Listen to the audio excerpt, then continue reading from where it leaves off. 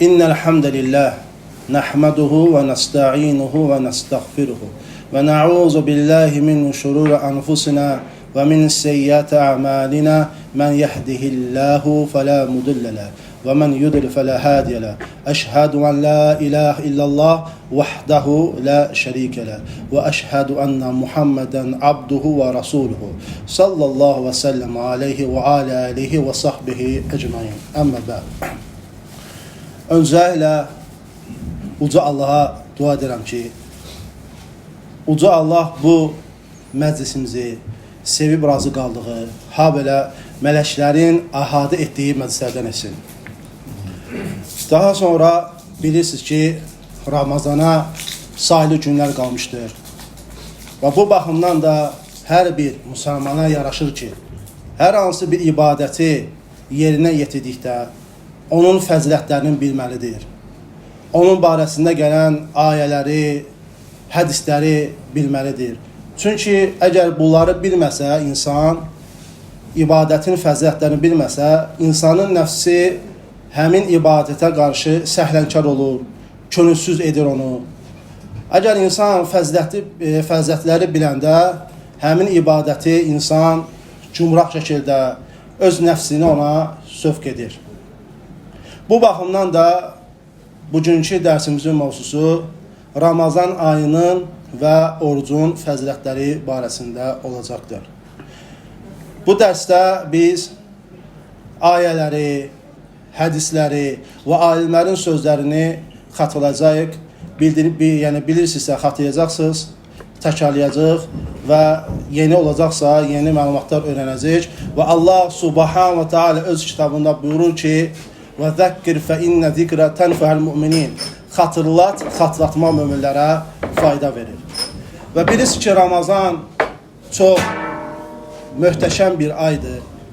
Və öncəliklə bizim üzərimizə düşən odur ki, birinci biz bilək ki, Ramazan deyirik. Yaxşı, Ramazan sözünün mənası nədir? Nədir Ramazan sözünün mənası?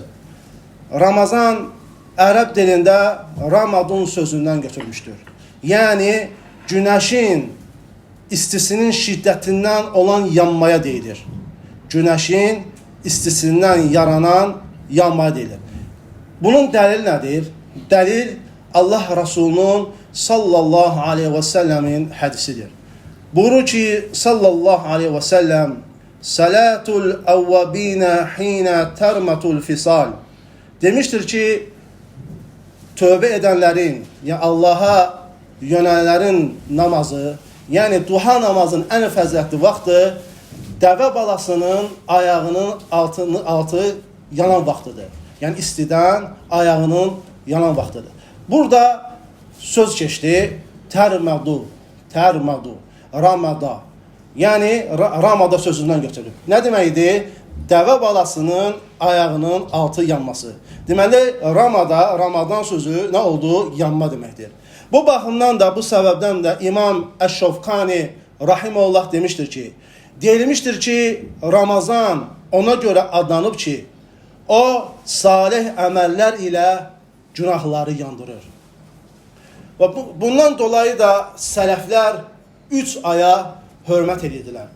Abu Osman Ən-Nəhdi rahimehullah demişdir ki, sələflər bu 3 aya hörmət edirdilər, xüsusi diqqət edirdilər. Onlar hansı aylar idi? Məhərrəm ayı, Zilhicə ayı və Ramazan ayı. Və Şeyx Salih Əl-Fəvzan Hafizəhullah demişdi ki, bu Ramazan ayının fəzilətini itirən kəs xoşbəxtliyi və xeyri itirmişdir. Bəli, doğrudan da kim Ramazanı itirərsə, xoşbəxtliyi və xeyri itirmişdir. Xalid İbn Mədən rahimehullah demişdir ki, sizdən birinizdə xeyir qapısı açılarsa, ona tələsin. Çünki o, qapının nə zaman bağlanacağını bilmir. Yəni, əgər sənə Ramazan ayında xeyri qapıları açılıbsa, bütün fürsətlərdən istifadə et. Gələn Ramazana çatıb-çatmadığını bilmirsən. Nə qədər insanlar vardır ki, mən Ramazan ayında oruç tutacam deyir, lakin hal-hazırda torpağın altındadır. Ona görə də Ramazan ayı gəlibsə, ondan maksimum şəkildə fürsətdən istifadə etmək lazımdır. Və müasir alimlərdən olan Şeyx Abdurrazzaq Əl-Bədir Hafizullah demişdir ki, Həqiqətən Ramazan ayı qazanc və qənimət ayıdır. Allah Resulü sallallahu aleyhi və səlləm başqa aylarda çalışdığından daha çox bu ayda çalışardı. Salih insanlar da bu aya son dərəcə əhəmiyyət verərdilər. Bu ayda Allaha yaxınlaşmaq üçün salih əməllər edərdilər. Onlar gecə namazlarında və vaxtlarını itaat üzərində qurmasında çalışardılar. Bu onu göstərir ki, müsəlmana yaraşan odur ki, Ramazan ayını, tövhidini, ixlasını təzələməklə, bütün günahlardan tövbə etməklə, xüsusən də insan nəfsində olan pis xislətləri, yəni kin-kücarəti, paxıllığı, həsəti və digər xislətləri təmizləməklə qarşılamalıdır. Necə ki, İbn Hüseymin rəhmətullah aleyhi demişdir ki, ey qardaşım, əzalarının təmizliyindən əvvəl qəlbinin təmizliyinə həris ol. Neçə insanlar vardır ki, namaz qılır, oruç tutur, sədəqə verir və həcc edir, lakin qəlbi fəsaddır. Ona görə insan Ramazan ayını o nəfsində olan pis xislətləri təmizləməklə və bütün günahlardan tövbə etməklə qarşılamalıdır.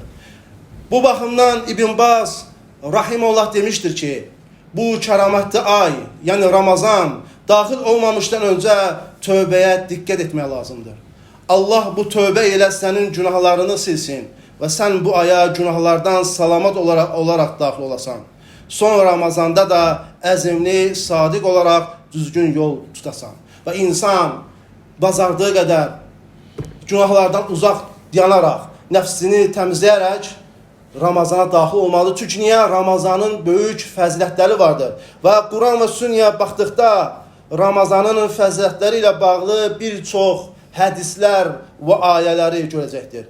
Necə ki, Allah Resulü sallallahu aleyhi və səlləm buyurur ki, İnnə həzə şəhrə qad hadarakum və fihi leylətun xayrun min əlfi şəhr.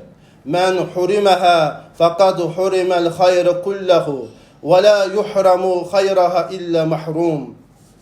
Buyurmuşdur ki, sallallahu aleyhi və səlləm, həqiqətən bu ay Ramazan artıq yetişmişdir. Onda 1000 aydan xeyirli bir gecə vardır. Kim ondan məhrum olarsa, artıq xeyrin hamısından məhrum olmuşdur.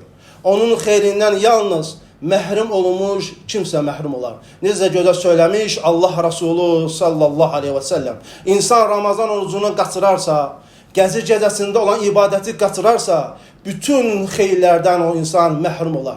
Təsəvvür edin, Qədir gecəsi 1000 aydan daha xeyirli. Alimlər deyir ki, təqribən o 83 ilə bərabərdir. 83 ilə bərabərdir. Və Qədir gecəsində 1 saat 60.000 saata bərabərdir. Və Qədir gecəsində ümumi olaraq saat 720.000 saata bərabərdir. Və bu cür insan bu ibadəti qaçırarsa, doğrudan da necə ki Allah Resulü sallallahu aleyhi və səlləm dediyi kimi bütün xeyirdən məhrum olar. Və digər hədisdə Allah Resulü sallallahu aleyhi və səlləm buyurur ki, İzə kənə əvvələ leylətin min şəhri Ramazan sufitətiş şeyatinu və mərətətul cin. Buyurur ki, Ramazanın ilk gecəsi girdikdə şeytanlar və cinlərin azğınlıqları zəncirlənər. Sonra buyurur ki, sallallahu aleyhi və səlləm, vəğulliqat əbvabun nari fələm yuftah minhə bəb. Cəhənnəmin qapıları bağlanaraq bir qapısı belə asıq qalmaz. Sonra buyurur ki, sallallahu aleyhi və səlləm, və futtihət əvvabul cənnəti fələm yuğlaq minhə bəb. Buyurur ki, cənnətin qapıları açılar və heç bir qapısı bağlanmaz. Sonra buyurur ki, sallallahu aleyhi və səlləm, və yunadi munad, ya bəğiyəl xayr, əqbil, ya bəğiyəl şər, əqsir, və lillahi utəqa'u minən nər və zəlikə kullə leylə. Buyurur ki, Allah Resulü sallallahu aleyhi və səlləm bir zarçı səslənər. Ey xeyr istəyən, xeyrə yönəl. Ey şər istəyən, şərdən əl çək. Hər gecə Allahın cəhənnəmdən azad etdiyi qullar vardır. Və İbn Hüseymin rəhmətullah aleyhi bu hədisin şərhində buyurur ki, cənnətin qapıları açılar, yəni iman əhli bu ayda salih əməlləri çoxaldar və rəğbət göstərər. Və cəhənnəmin qapıları bağlanar, yəni iman əhlinin bu ayda günahları azalar. Şeytanlar zəncilənər, yəni digər aylarda çatdığı şeyləri bu Ramazan ayında çata bilməz. Yəni digər aylarda etdiyi vəsvəsələri, əldə etdikləri şeyləri Ramazanda o vəsvəsələri edə bilməz. O əldə etdikləri şeyi digər aylarda bu ayda əldə edə bilməz. Sonra buyurur ki İbn Hüseymin rahmetullahi aleyhi, hər gecə Allahın cəhənnəmdən azad etdiyi qulları vardır. Yəni Ramazan oruç günlərində oruç tutanların günahlarını bağışlamaqla, ibadətlərini qəbul etməklə və əzaba səbəb olacaq günahlardan qorumaqla onları cəhənnəmdən azad edir. Və digər hədisdə Allah Resulü sallallahu aleyhi və səlləm buyurur ki, Allahın Ramazan ayın hər günü və gecəsi cəhənnəmdən azad etdiyi qullar vardır. Hər bir müsəlmanın Ramazan ayının günü və gecəsində qəbul olunan duası vardır. Və bu hədis də göstərir ki, insanı neyinir? Ramazan ayında duaya təşviq edir. Yəni insan Ramazan ayında dua çoxlu etməlidir. Ehtiyacı varsa, sıxıntısı varsa Ramazanda duasını çoxaltmalıdır. Niyə? Çünki Ramazan ayında Allah subhanahu ve taala onun duasını qəbul edir. Və bilirsiniz, Ramazan ayı mübarək bir aydır. Mübarək. Nədir ki Allah Resulü sallallahu aleyhi ve sellem buyurur ki, Ətəkum Ramadanu şəhrun mübarək. Buyurur ki, mübarək Ramazan ayı sizə gəlmişdir.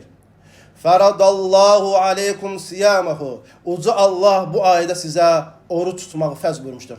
Allah Resulü sallallahu aleyhi ve sellem nə adlandırdı bu ayı? Mübarək bir aydır. Niyə görə mübarək aydır? Çünki ona görə mübarək aydır ki, bu ayda əzəmətli kitab, Allahın kitabı olan Quran nazil olmuşdur. Necə ki, uca Allah öz kitabında buyurur ki, Şəhru Ramadanəl-ləzi unzilə fihil Qur'anu hudən linnəs və bəyinatin minəl hudə vəl-furqan. Buyurur ki, Allah subhanahu və teala insanlara doğru yolu göstərən, bu yolun və haqqı batildən ayırt edənin, açıq aydın dəlillər olan Quran Ramazan ayında nazil edilmişdir. Və sual ortaya çıxa bilər ki, Quran Ramazan ayında necə nazil olmuşdur? Nə cür nazil olmuşdur Quran? İbn Abbas radiyallahu anhuma deyir ki, Quran Ramazan ayının gecə gecəsindən nazil olmuşdur. Və Ramazan ayının gecə gecəsində Quran bütöv şəkildə, kitab şəklində enmişdir. Hara?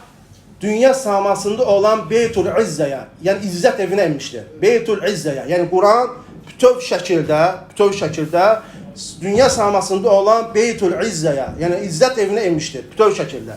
Daha sonra, yəni Ramazan ayının qəzicəsində, daha sonra 23 il ərzində Cəbrail aleyhisselam yavaş-yavaş o ayələri Allah Rasulundan sallallahu aleyhi ve sellemə nazil etmişdir. Bilirsiniz, Ramazanda xüsusi ibadətlər vardır. Bu ibadətlərin də başında Ramazanda nə gəlir? Oruç gəlir. Və Allah azə cələ bizə bu orucu tutmağı bu ayda vacib etmişdir. Uca Allah öz kitabında buyurur ki, Ya eyyuhəl-ləzinə əmənu, ey iman gətirənlər, Kutubə aleykumus siyamu kəmə kutubə aləl-ləzinə min qablikum ləalləkum təttəqum. Buyurur ki, oruç tutmaq sizdən əvvəlkilərə vacib edildiyi kimi, Allahdan qorxasınız deyənə sizə də vacib edildi. Yəni Allah azə cələ bizi orucu vacib. Niyə görə? Diyetə saxlamağa görə mi? Arıqlamağıma görə mi? Yox. Niyə? Ləalləkum təttəqun. Yəni Allahdan qorxasınız deyə. Yəni təqva sahibi olasınız deyə. Və həmçinin də hədisdə də gəlir ki, Allah Resulü sallallahu aleyhi və səlləm buyurur ki, Buniyəl İsləmu alə xams. İslam 5 əsas üzərində qurulmuşdur. Şəhadəti ən la ilahə illallah və ennə Muhammedən Rasulullah və iqamis salati və itaiz zəkati və həcci və savm Ramadan. Buyurmuşdur ki, 5 əsas üzərində qurulmuşdur. Yəni, şəhadət kəlməsi, namaz qılmaq, zəkat vermək, həzz etmək və Ramazan ayında oruç tutmaq. Yəni, bu Ramazan ayının orucu bizə fərz olunur və İslamın əsaslarından sayılmışdır. Və alimlər deyirlər ki, orucun vacib olmasında bir çox hikmətlər vardır. Və birinci hikməti bir sizə söylədim ki, Ləalləkum təttəqun, yəni Allahdan qorxansız deyənə. Yəni, oruc Allahdan qorxmağı həyata keçirməyə bir vəsilədir. İkinci hikmət olaraq alimlər deyirlər ki, oruç tutan kəs üzərində olan Allahın nemətlərini bilir. Üçüncü hikmət olaraq deyirlər ki, oruç tutmaqda şeytanı məğlub etmək vardır. Dördüncü hikmət olaraq demişlər ki, kasıblara qarşı mərhəmətli və şəfqətli olmağı gərəkdirir. Beşinci hikmət olaraq deyirlər ki, dözümlüyü gücləndirir və nəfsi istəklərə qarşı tərbiyələndir. Yəni, alimlər bu cürünə hikmətləri açıqlamışdır. Yaxşı, son ortaya çıxa bilər ki, oruç bizə vacib olub, oruç bizə fərz olub. Yaxşı, oruç nə zaman müsəlmanlara fərz olmuşdur? Nə zaman fərz olmuşdur? Kim deyə bilər ki, oruç nə zaman fərz olub müsəlmanlara? Oruç hicrətin 2-ci ilində fərz olmuşdur. Hicrətin 2-ci ilində oruç fərz olmuşdur. Sual, Allah Rasulü sallallahu aleyhi ve sellem neçə il Ramazan orucu tutmuşdur? Kim deyə bilər? 23. Yox. Ramazan orucu. Deyək, hicrətin 2-ci ilində vacib olub. Allah Rasulü sallallahu aleyhi ve sellem 9 il nə eləmişdi? Ramazan orucunu tutmuşdur. Yəni, bunu yadda saxlayın ki, bizim Peyğəmbərimiz sallallahu aleyhi ve sellem neçə il Ramazan orucunu tutmuşdur? 9 il. Yaxşı, sual ortaya çıxır ki, burada bu bildik hicrətin 2-ci ilində fərz olmuşdur və necə fərz olmuşdur? Yəni, 2 mərhələ üzərində vacib olub orucu bizə. 2 mərhələ üzərində. Birinci mərhələdə ixtiyar verilib müsəlmanlara. Kimin imkanı yoxdursa, oruç tuturdu. Kimin imkanı vardısa, günə bir kasıb gezdirirdi. Yəni oruç tuta, yəni taqəti var tutmağa. Lakin kasıb bezir tutmur. Bu nədir? Birinci mərhələdə ixtiyar verilmişdir. Sonra ikinci mərhələdə isə bu ixtiyar aradan qaldırıldı. Bütün hər kəs taqəti olan insanlar vacib edirdi. Yəni burada imkanım var, kasıb gezirim söhbəti olmadı. Yəni ixtiyar var. Bu hardandır dəlil? Dəlil hardandır? Sahabə Sələmə ibn Aqva radiyallahu anhu rəvayət edir ki, bu ayə endikdə, yəni Bəqərə surəsinin 184-cü ayəsi endikdə, və hansı ayə idi? وَعَلَى الَّذِينَ يُطِيقُونَهُ فِتْيَةٌ تَعَامُ مِسْكِينَ Uca Allah buyurur ki, taqəti olanlar isə buraxdığı hər gün əvəzinə bir kasıbı yedirtməklə fidyə verməlidir. Və sahabə deyir ki, kim istəyirdi, fidyə verib iftar edərdi. Ta ki, ondan sonraki nazil olan ayə bu ayəni nəsx edənə qədər, ləğv edənə qədər. Və hansı ayədir? Bəqərə surəsinin 185-ci ayəsi. Uca Allah buyurur ki, فَمَنْ شَهِدَ مِنْكُمُ الشَّهْرَ فَلْيَصُمْ Buyurur ki, sizdən bu aya kim yetişərsə, həmin ayı oruç tutsun, yəni oruç tutsunlar. Və bu ayə endikdə nədir? İxtiyar aradan qalxdı, hamıya yəni oruc vacib edildi. Yəni sünnədə orucun fəzilətləri çoxdur, fəzilətləri barəsində və onlardan biri də Allah Rasulü sallallahu aleyhi və səlləm buyurur ki, Mən samə Ramadana imanən və ihtisabə ğufrə ləhu mə təqəddəmə min zəmbi Buyurur ki, kim Ramazan orucunu iman gətirərək və savabını Allahdan umaraq tutarsa, onun keçmiş günahları bağışlanar. Yəni iman gətirərək, yəni Ramazanın fərzliyini, vacibliyini iman gətirərək və savabını Allahdan ümid edərək, yəni ixlasla, yəni rəkalıq üçün yox, hamı tutur, mən də tutum, diyetə saxlayım, arıqlayım, sağlanmaq xeyri yox. Yəni savabını Allahdan ümid edərək, yəni ixlasla. Digər şeylər ondan bu orucu qəbul olmayacaqdır. Və digər hədisdə Allah Rasulü sallallahu aleyhi və səlləm buyurur ki, Cənnətin 8 qapısı var. O qapılar içərisində Rayyan adında bir qapı vardır. Ora yalnız oruç tutanlar daxil olacaqdır. Qardaşlar, bu hədisdən biz başa düşürük ki, cənnətin 8 qapısı vardır. Alimlər müxtəlif deyiblər, o qapılar hansılardır. Və deyiblər ki, namaz qapısı var, cihad qapısı var, sədəqə qapısı var və oruc qapısı var, insanları əfv etmə qapısı var və cürbəcür qapıları gətiriblər alimlər. Və bu qapılardan da biri oruc qapısıdır. Və burada bir fayda olaraq söyləmək istəyirəm. Və Allah Rasulü sallallahu aleyhi və səlləm bu qapıların genişliyi barəsində bizə xəbər verib ki, genişliyi nə qədərdir. Və Allah Rasulü sallallahu aleyhi və səlləm buyurur ki, bu qapıların genişliyi Məkkə və Həcər və yaxud Məkkə Busra arasında olan məsafə qədərdir. Burada bu hədisi oxuyandan sonra və digər alimlərin tədqiqatını oxuyanda Subhanallah, mən çox təcrübələmişdim. Ümid edirəm ki, siz də təcrübələnəcəksiniz. Allah Resulü sallallahu aleyhi ve sellem dedi ki, cənnət qapılarının məsafəsi, genişliyi Məkkə Həcər, bu bir məsafədir və yaxud Məkkə Busra. Məkkə Həcər Ərəb yarımadasının sağ tərəfində, şərq tərəfində Qatar Bəhrən yerdə yerləşir. Qatar Bəhrən yerində yerləşir. Məkkə Həcər. Və sonra deyir ki, və yaxud da, ya bu olmasa Məkkə Busra tərəfə, Busra Suriya tərəfdə yerləşir. Ərəb yarımadasının şimalında. Ayrı-ayrı məsafələrdir. Ya bu qədərdir və yaxud da bu qədər məsafə. Alimlər ölçüblər ki, hər iki tərəfə 1200 kilometrdir. Hər iki tərəfə məsafə 1200. Necə ola bilər ki, o vaxtları kilometr ölçən yox, təqdir edən yox, Allah Resulü sallallahu aleyhi ve sellem tam dəqiqliyi ilə o ərazilərinin kilometrini və cənnət qapılarının genişliyini bizə söyləmişdir. Bu onu göstərir ki, Allah Resulü sallallahu aleyhi ve sellem öz havasından danışmır. O nələ danışır? Yalnız vəhy ilə danışır. Və həmçinin digər hədisdə Allah Resulü sallallahu aleyhi ve sellem buyurur ki, Mən sâme yevmen fi səbilillahi bə'adallahu vəchəhu anin nəri səb'inə xərifə. Buyurur ki, kim Allah yolunda bir gün oruç tutarsa, Allah onun üzünü 70 il cəhənnəm oduna uzaqlaşdırar. Bu, bir gün oruç tutmaqdır. Təsəvvür edin, Ramazan ayında 29 gün, 30 gün oruç tutmaq necə bir möhtəşəm bir fəzilətdir. Və digər hədisdə Allah Resulü sallallahu aleyhi ve sellem buyurur ki, bu da möhtəşəm bir hədisdir və deyir ki, Allah Resulü sallallahu aleyhi ve sellem ucu Allah belə buyurur. Kullu amel ibn Adem lehu illa siyama fe innehu li ve ana eczi bihi. Buyurur ki, ucu Allah, Adem ovladın orucdan başqa hər bir əməli özünə aiddir. Oruc isə mənim üçündür. Və elə buna görə də mən oruç tutan adamın ayrıca mükafatını verəcəyəm. Sonra buyurur ki, Allah Resulü sallallahu aleyhi ve sellem وَالصِّيَامُ جُنَّةٌ وَإِذَا كَانَ يَوْمُ صَوْمِ أَحَدُكُمْ فَلَا يَرْفُثْ وَلَا يَسْخَبْ فَإِنْ سَبَّهُ أَحَدٌ أَوْ قَاتَلَهُ فَلْيَقُولْ إِنِّ امْرُؤٌ صَائِمٌ. Oruç bir qalxandır. Sizdən biriniz oruç tutduğu zaman günah işlər görməsin və dava dalaş salmasın. Əgər kimsə onu söysə və ya onunla dalaşmaq istəsə, qoy desin ki, mən oruç tutmuşam. وَالَّذِي نَفْسُ مُحَمَّدٍ بِيَدِهِ لَخُلُوفُ فَمِ الصَّائِمِ أَطْيَبُ عِنْدَ اللّٰهِ مِنْ رِيحِ الْمِسْكِ.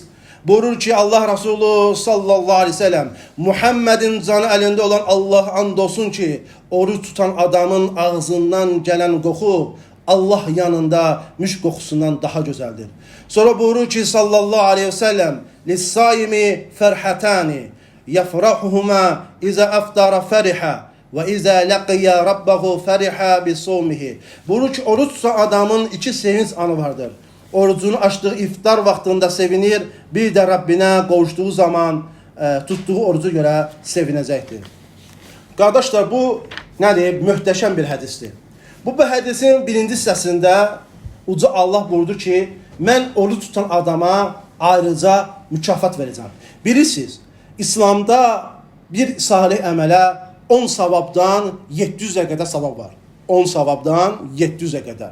Və İslam şəriətində üç şey vardır ki, Allah subhanahu ta'ala onun mükafatını özlərindən götürüb özünə aid etmişdir. Onlardan biri oruçdur. Ki Allah azəcə ilə onun mükafatını bildirməyib bizə. Deyib ki, mən onu ayrıca mükafatını verəcəyəm. Niyə görə? Ona görə ki, qul öz şəhvətini, yeməyini, içməyini Allaha görə tək etmişdir. Onlardan ikincisi fayda olaraq deyirəm ki, insanları əff etməkdir. Ki Allah subhanahu ta'ala deyir ki, bunun mükafatı özlərimə götürür, insanları əff etmək. Üçüncü isə səbr etməkdir. Yəni səbr edənlərin mükafatını Allah subhanahu ta'ala deyir ki, mən özlərimə götürmüşəm. Və sual da çıxa bilər ki, alimə deyir ki, yaxşı, bu niyə görə Allah azə gəl orucun savabını özünü verəcək, yəni mükafatı öz öhdəlisinə götürüb. Dedi ki, birinci, qul yeməyini, şəhvətini Allah üçün tək edib. İkinci, alimə deyir ki, orucda səbrin 3 növü ehtiva etdiyinə görə. Yəni, səbrin 3 növü var, 3 növü də orucda olduğuna görə. Necə ki, alimlərdən buyurur ki, İbn Rəcəb Rahimullah deyir ki, səbrin 3 növü vardır. Nədir birincisi? Allah'a itaətdə səbir, Allahın haram etdiklərinə səbir, Allahın qəza və qədərin ağrılı acılığına səbir. Bu səbirin üç növü orucda cəmləmişdir. Orucda Allaha itaətdə səbir vardır. Allahın orucluya, haram etdiklərində şəhvətə qarşı səbir vardır. Üçüncü isə oruç tutan üçün hasıl olan aclıq, susuzluq, nəfsin və bədənin zəif düşməsinə qarşı qədərə səbir vardır. Yəni, səbrin üç növü orucda özünü ehtiva etdiyinə görə alimə deyir ki, bu oruc bu qədər mükafatı yüksək və Allah Subhanahu taala özünə aid etmişdir. İkinci hissədə deyildi ki, oruc qalxandır. Yəni, oruc insanı günahlardan qoruyur. Sonra deyildi ki, dava dalaş salmasın. Əgər kimsə onu söysə, onunla dalaşmaq istəsə, qoy desin ki, mən oruc tutmuşam. Ona görə insan sənə sataşarsa, səni söyərsə orucludur. Ona deyirsən ki, mən oruc tutmuşam. Ona görə yox ki, ona deyirsən ki, mən səndən zəifəm, mən səndən acizəm və yaxud da mənim sənə gücüm çatıb, ona görə yox. Ona görə ki, mən ucu Allahı sevirəm. Allah məni orucu fərz etmişdir. Onun əmr etdiyini mən əzəmələşdirirəm. Allahın əmr etdiyi şüarı hörmət edirəm. Və ona görə mən səninlə heç bir mübahisə girməyəcəm. Niyə görə? Çünki Allahın bizə əmr etdiyi şüarı əzəmələşdirirəm. Və buna görə də qul Allah qatında uca məqamlara yüksəlir. Və sonra deyildi ki, bu üçüncü hissədə ki, oruç tutan adamın ağzından gələn qoxu Allah yanında müşk qoxusundan daha gözəldir. Yəni, bir insan Ramazan ayında oruç tutmasın və bahalı biletlər vursun, tuxdan vursun üstünə. Bahalı qiymətlər vursun. Lakin bir insan ise Ramazan oruçlu ağzından pis qoxu gəlsin. Bu qoxu Allahın itaətindən doğduğuna görə, Allahın itaətinə irəli gəldiyinə görə, bu həmin insanın ağzından gələn qoxu Allah qatında daha sevimlidir. Baxmayaraq ki, onun üstündə nə qədər qoxu gəlsin, bahalı tuxu gəlsin. Niyə görə? Çünki o insan nəfsi üçün edir. Bu insan isə ac qalıb və mədəsindən gələn bu qoxu Allahın itaətindən törəmişdir. Və dördüncü hissədə isə dedik ki, oruç tutan adam iki sevinci vardır. Birinci, orucun açdığı iftar vaxtında, yəni insan orucunu açır, Allahın nemətinin qədrini bilir və buna görə sevinir. İkinci isə Rəbbinə qovuşduğu zaman tutduğu oruca görə sevinir, çünki mükafatı nədir, görəndə o sevinəcəkdir. Və sonra Allah Rasulü sallallahu aleyhi və səlləm digər hədisdə deyir ki, Mən ləm yədə' قول الزور والعمل به فليس لله حاجة في أن يدع طعامه وشرابه. Buyurur ki, kim yalan danışmaqdan və bu yalana əməl etməkdən əl çəkməzsə, yeməyini və içməyini tək etməsinə Allahın ehtiyacı yoxdur. Bu çox möhtəşəm hədisdir, qardaşlar. Çox incə məsələdir. Nədir? İnsanlar oruç tutur. Sanki deyir ki, mən fərzi yerinə getirdim, mənim üzərimdə hər şey qalxdı, qutardı. Belə deyil. Oruç tutmusansa, sən yalnız mədəni yox, gözündən oruç tutmalısan, qulağından oruç tutmalısan, dilinlə qeybət etməməlisən, yalan danışmamalısan. Yəni insan, oruç tutur və yalan danışırsa, qeybət edirsə, günahlar isə sənin yeməyinin az qalmaqva, susuz qalmaq Allahın heç bir ehtiyacı yoxdur. Əli ibn Əbu Talib radiyallahu anhu deyir ki, oruç ancaq yemək və içməyi tək etmək deyil, oruç yalanı, batili və boş şeyləri tək etməkdir. Cabir ibn Abdullah radiyallahu anhu sahabə demişdir ki, oruç tutanda qulağın, gözün və dilin də yalandan və günahlardan oruç tutsun. Oruclu vaxtı xidmətçiyə əziyyət verməkdən çəkin. Ciddili və sükunəti qoru. Oruç tutduğun günün, oruç tutmadığın gün kimi olmasın. Yəni, insan oruç tutmadığı gündə söyür, qeybət edir, yalanlaşır. Oruç tutanda da eyni əməlləri edir. Və sənin Allahın sənə fərz etdiyi bu əzəmələşdirin hardadır? Harada ucaldırsan? Sən oruç tutmanın gündə də bu əməllər edirsən, oruç tutanda da bu əməl edirsən. Ona görə də sahabə deyir ki, oruç tutduğun günün, oruç tutmağın gününə kimi olmasın. Yəni, dilin qeybəti öyrəşibsə, onun bunun haqqında danışmaqdan, o falan kəs belə, oruç tutanda dilini saxla. Tabiin imamlardan olan Əbul Aliyə Rahimullah demişdir ki, oruç tutan qeybət etmədikcə ibadətdə sayılır. Ömər ibn Abdülaziz Rahimullah demişdir ki, gündüzü oruç tutub, gecəni namaz qılan kəs, əgər dilini qorumazsa, qiyamət günü müflis olar. Subhanallah. Ona görə də insan oruç tutanda dilini, bütün əzalarını qorumalıdır. Və orucun, qardaşlar, 3 mərtəbəsi var. İbn Qudamə Rahimullah demişdir ki, orucun 3 mərtəbəsi vardır. Umumi oruç, xüsusi oruç və xüsusinin xüsusi olan oruc. Ümumi oruc nədir? Bətni və övrəti, şəhvəti yerinə yetirməkdən uzaq durmaq. Bu ümumi orucdur, hamı kimi. Hamı tərk edir. Xüsusi oruc baxışı, dili, əli, ayağı, eşitməyi, görməyi və sair əzaları günahlardan uzaq tutmaqdır. Bu xüsusi orucdur. Yəni sən həm mədəvi də yeməkdən qoruyursan, şəhvətdən də bunları yemsən. Xüsusi olan oruc isə İbn Qudamə rahimehullah deyir ki, bu iki mərtəbə də içinə daxil olmaqla əlavə olaraq qəlbi pis niyyətlərdən, Allahdan uzaqlaşdıracaq fikirlərdən, bütünlüklə Allah Teala'dan savayı olan bütün şeylərdən uzaq tutmaqdır. Ona görə də insan çalışmalıdır ki, oruc mərtəbənin ən üstün mərtəbəyə insan etməməlidir, çatmalıdır. Və çünki oruc qorumaq çox önəmlidir. Və oruc qiyamət günü şəfaət edəcəkdir. Allah Resulü sallallahu aleyhi və səlləm buyurur ki, oruc və Quran qul üçün qiyamət günü şəfaət edəcəklər. Oruc belə deyəcəkdir: ey Rəbbim, mən onun gündüzlər yeməkdən, içməkdən və şəhvətdən uzaq tutdum. Ona şəfaət etməmə izin ver. Quran isə belə deyəcəkdir: ey Rəbbim, mən onun gecələr yuxudan uzaq tutdum.